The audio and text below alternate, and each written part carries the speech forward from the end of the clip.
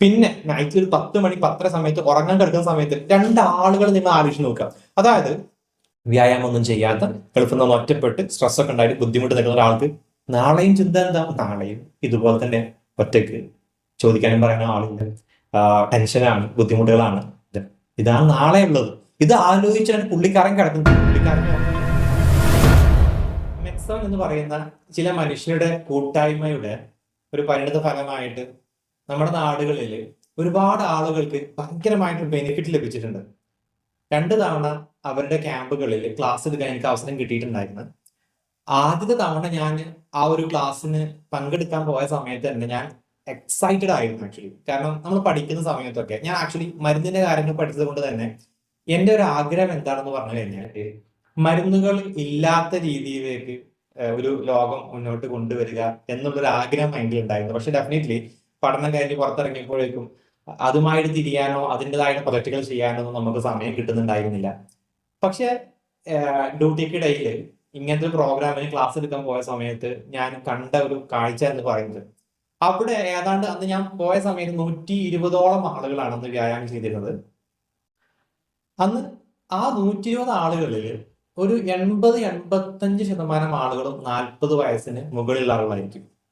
നമ്മളിവിടെ ജിമ്മുകളുണ്ട്, യോഗ ക്ലാസ്സുകളുണ്ട്, ഡാൻസ് ക്ലാസ്സുകൾ, പല ക്ലാസ്സുകളുണ്ട്, ആരോഗ്യത്തെ പുഷ്ടിക്കുന്ന രീതിയിലേക്കുള്ള പഴയ വെൽനസ് സെന്ററുകളൊക്കെ ഉണ്ട്.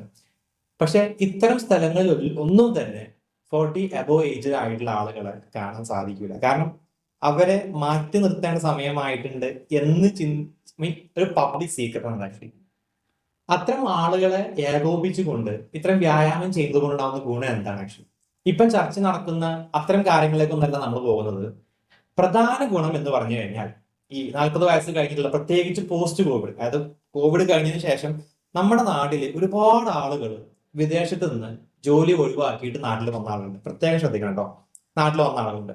അപ്പൊ ഈ ആളുകൾ കഴിഞ്ഞ 20 വർഷമായിട്ടും 30 വർഷമായിട്ടും ഗൾഫിലുള്ള ആളുകളാണ്. അവർ കൊല്ലത്തിൽ ഒരു മാസത്തേക്ക് വരും, ഫാമിലിയുടെ കൂടെ ജീവിക്കും, അവർ തിരിച്ചു പോകും.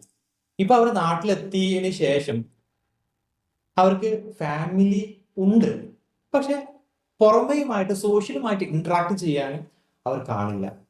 അവർ പഠിച്ച സമയത്ത് ഉണ്ടായ കൂട്ടുകാരുണ്ടായിരിക്കാം, പക്ഷെ വെറും ഒരു ചിരിയിൽ ഒതുങ്ങിയിരുന്നു അവരുടെ ജീവിതം എല്ലാം തന്നെ. കാണുമ്പോൾ ചിരിക്കും, ഒക്കെ അറിയാവുന്ന ആളാണ്, പക്ഷെ ഇന്ററാക്ഷൻ ഇല്ല. നമ്മുടെ സമൂഹവുമായിട്ട് അവർ ഇന്ററാക്ട് ചെയ്യാൻ പറ്റുന്നില്ല, കാരണം അവരിവിടെ ജീവിച്ചിട്ടില്ല. അത്തരം ആളുകൾക്ക് ഒരു പ്രചോദനം ലഭിക്കുകയാണ്. കാരണം രാത്രി ഉറങ്ങി രാവിലെ എഴുന്നേൽക്കുന്ന സമയത്ത് ഒരുപാട് ആളുകളെ കാണുന്നുണ്ട്, അവിടെ ചിരിക്കുന്നുണ്ട്, കളിക്കുന്നുണ്ട്, തമാശ പറയുന്നുണ്ട്. ചില ദിവസങ്ങളിൽ ചെറിയ എന്തെങ്കിലും സ്നാക്സ്, ചായ പോലത്തെ കാര്യങ്ങൾ ഉണ്ടായിരിക്കും.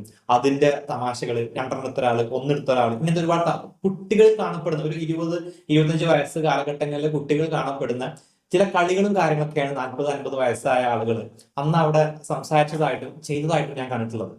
ഇവിടെ അവരിൽ മനസ്സിന്റെ ഉള്ളിലുണ്ടാകുന്ന ഒരു സന്തോഷത്തിന്റെ കാരണം എന്താ?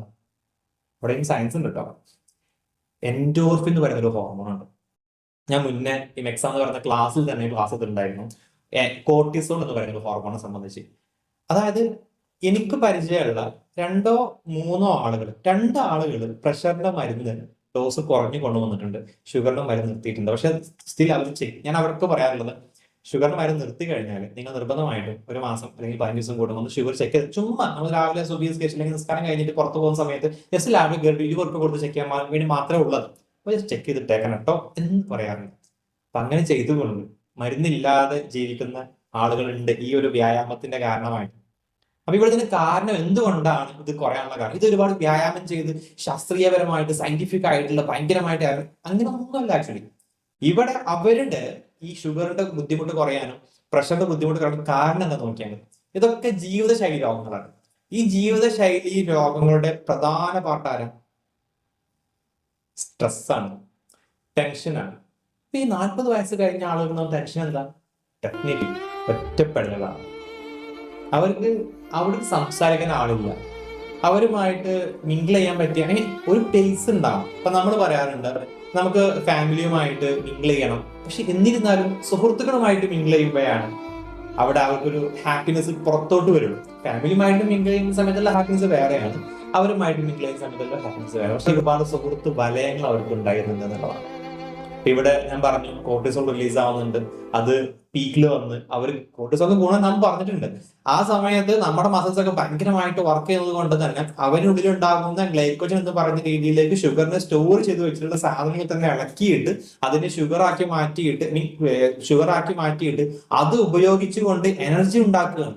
ഈ ഉണ്ടാക്കിയ എനർജി മുഖാന്തരമാണ് അവരുടെ മസിലിന്റെ വർക്കിംഗ് പ്രോപ്പർ ആക്കുന്നതും അവരുടെ ആനന്ദം, അവരുടെ സംസാരം, അവരുടെ ചിരികൾ, ഇതൊക്കെ മസിലിന്റെ വർക്കിംഗ് ആണ്. ഡെഫിനറ്റ്ലി അവിടെ ജസ്റ്റ് കൈ വീശുന്നതോ കാല് വീശുന്നതൊന്നല്ല. അവർ സംസാരിക്കുന്നത്, അവർ ചിരിക്കുന്നത്, അവർ ചിന്തിക്കുന്നത്, ഇതെല്ലാം തന്നെ എനർജി ഉപയോഗിച്ചിട്ടാണ്. ഈ എനർജി എവിടെ നിന്ന് കിട്ടും? ഷുഗറിന് കിട്ടും. ഈ ഷുഗർ എവിടെ നിന്ന് കിട്ടും? നമ്മുടെ ശരീരം എടുത്തു വെച്ച ഷുഗർ ആയിട്ട് കിട്ടും. അങ്ങനെയാണ് നമ്മൾ ഷുഗർ കുറയുന്നത്. ഇനി പ്രഷർ കുറയുന്നത് എങ്ങനെ? പ്രഷറിന്റെ കൺട്രോൾ വരുന്നതും ഇതുപോലെ തന്നെയാണ്. ആക്ച്വലി വെള്ളം പുറത്തു വിടാൻ സമ്മതിക്കില്ല. സോഡിയം മെയിൻറ്റെയിൻ ചെയ്യും. നമ്മുടെ സോഡിയത്തിന്റെയും കാൽഷ്യത്തിന്റെയും മെയിൻ്റെനൻസ് പ്രോപ്പർ ആയി നിർത്തും. കോർട്ടിസോൾ എന്ന് പറയുന്ന ഹോർമോൺ ഗുണമാണ്.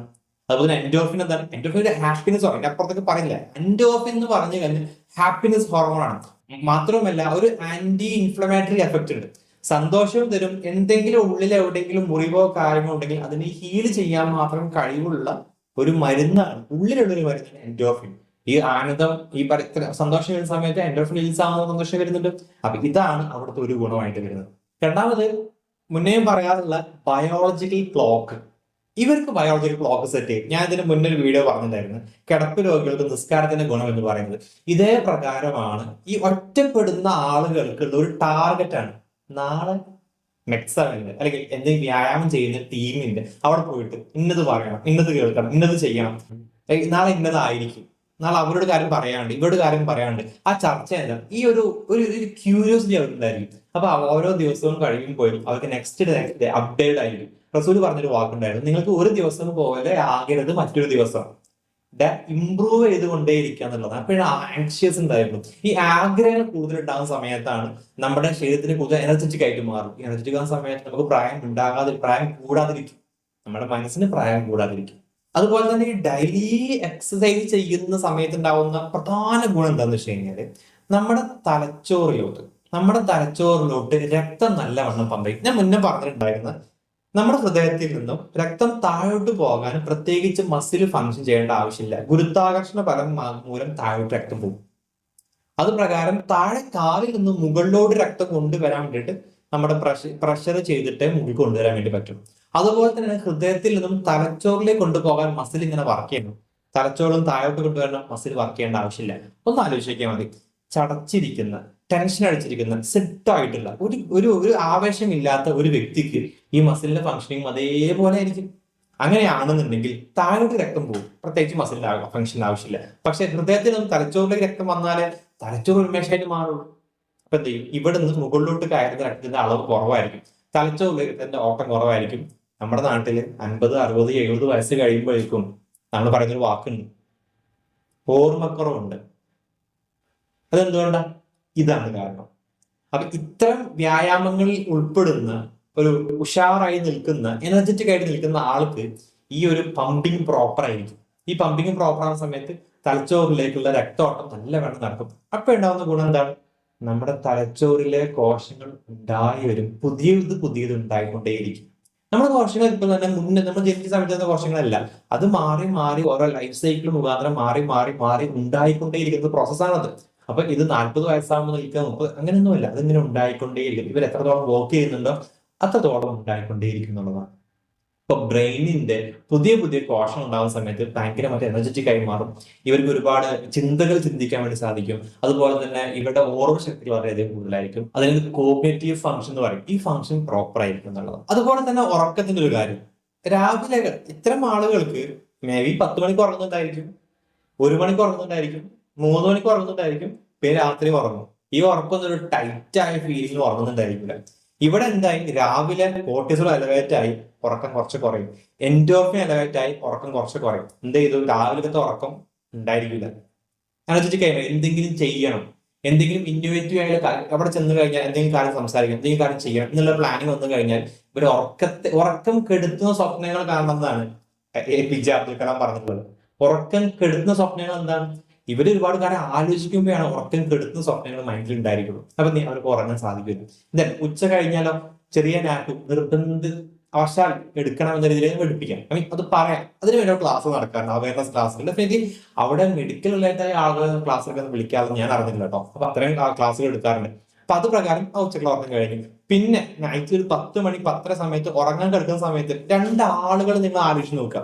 അതായത് വ്യായാമം ഒന്നും ചെയ്യാത്ത ഗൾഫിൽ നിന്ന് ഒറ്റപ്പെട്ട് സ്ട്രെസ് ഒക്കെ ഉണ്ടായിട്ട് ബുദ്ധിമുട്ട് നിൽക്കുന്ന ഒരാൾക്ക് നാളെയും ചിന്ത എന്താ? നാളെയും ഇതുപോലെ തന്നെ ഒറ്റക്ക് ചോദിക്കാനും പറയാനും ആളില്ല, ടെൻഷനാണ്, ബുദ്ധിമുട്ടുകളാണ്. ഇതാണ് നാളെ ഉള്ളത്. ഇത് ആലോചിച്ചാണ് പുള്ളിക്കാരൻ കിടക്കുന്നത്. പുള്ളിക്കാരക്ക് ഉറക്കം വരുമോ? ഇല്ല. നേരെ മറിച്ച് തിരിച്ചു ആലോചിച്ച് നോക്കി, നാളെ രാവിലെ പോയിട്ട് നാളെ എത്ര പേരുണ്ടാവും, നാളെ ഇന്ന ആള് വരുമോ, ഞാൻ വന്നാൽ ഇന്ന കാര്യം പറയാൻ കേട്ടോ, അല്ലെങ്കിൽ ഇന്ന കാര്യം സംസാരിക്കണം കേട്ടോ, അല്ലെങ്കിൽ ഇന്ന സംഭവം ചെയ്താലോ, ഇങ്ങനെയൊക്കെ ചിന്തിച്ചിട്ട് നാളത്തെ ടാർഗറ്റ് വെച്ചിട്ട് പുള്ളിക്കാരൻ ഉറങ്ങുന്നത്. ഡെഫിനറ്റ്ലി പുള്ളിക്കാരൻ ഉറക്കം കിട്ടും. നല്ല രീതിയിലേക്ക് ഉറങ്ങി ഉഷാറായിട്ട് ആ സമയത്ത് ഇരിക്കും. കാരണം മൈൻഡ് കൺട്രോൾ ചെയ്യുന്ന ഒരു പാർട്ടുണ്ട് അവിടെ. അങ്ങനെ ഉറങ്ങിയിട്ട് ഞാൻ രാവിലെ 5 മണിക്ക് എഴുന്നേൽക്കുക എന്നുള്ളത് മൈൻഡ് കൺട്രോൾ ആക്കി വെച്ചിട്ടുണ്ടെങ്കിൽ അലാറത്തിനൊന്നും ആവശ്യമില്ല, 5 മണിക്ക് എഴുന്നേൽക്കും. പിന്നെ അത് ചെയ്താൽ മാത്രം മതി എന്നുള്ളതാണ്. അപ്പൊ ഒരു വ്യക്തമായ ടാർഗറ്റ് മുമ്പിൽ ഉണ്ടാകുന്ന സമയത്ത് നമ്മൾ പ്രോപ്പർ ആയിട്ടുള്ള ഹെൽത്തി ആയിരിക്കും. സോ എല്ലാവരും വ്യായാമം മുന്നേ പറഞ്ഞ കൺസിസ്റ്റൻസിയുടെ വീഡിയോയിൽ പറഞ്ഞ പ്രകാരം തുടർച്ചയായി ചെയ്തുകൊണ്ടേയിരിക്കുക. 1-2 ദിവസം വിട്ടുപോയാലും നിങ്ങൾക്ക് അതിന്റെ ബെനിഫിറ്റ് കിട്ടും. അവസാനമായിട്ട് ഒരു കാര്യം പറയാനുണ്ട്. അൽബഖറയില് 195-ാമത്തെ ആയത്തിൽ പറയുന്ന ഒരു കാര്യമുണ്ട്. നിങ്ങളുടെ പ്രവർത്തനങ്ങളാൽ തന്നെ നിങ്ങളെ നശിപ്പിക്കരുത് എന്ന് പറയുന്നു. അള്ളാഹ്ക്ക് ഇഷ്ടം നിങ്ങൾ നല്ല കാര്യങ്ങൾ ചെയ്തിട്ട് നിങ്ങളെ ഉത്തേജിപ്പിക്കുന്നതാണ് എന്ന് പറയാറുള്ളത്. അപ്പോൾ ഇത് ഇഹലോകത്തിന് വേണ്ടി മാത്രമല്ല, പരലോകത്തിന് വേണ്ടിയുള്ളതാണ്. അള്ളാഹ് തന്ന ഒരു ഇൻസ്ട്രക്ഷനും കൂടിയാണ്. ചർച്ചകൾ എന്തും ആകട്ടെ, നിങ്ങളുടെ വ്യായാമം എല്ലാ ദിവസവും പ്രോപ്പറായിട്ട് ചെയ്തുകൊണ്ട് ആരോഗ്യത്തെ നിലനിർത്താൻ വേണ്ടിയിട്ട് ശ്രമിക്കുക.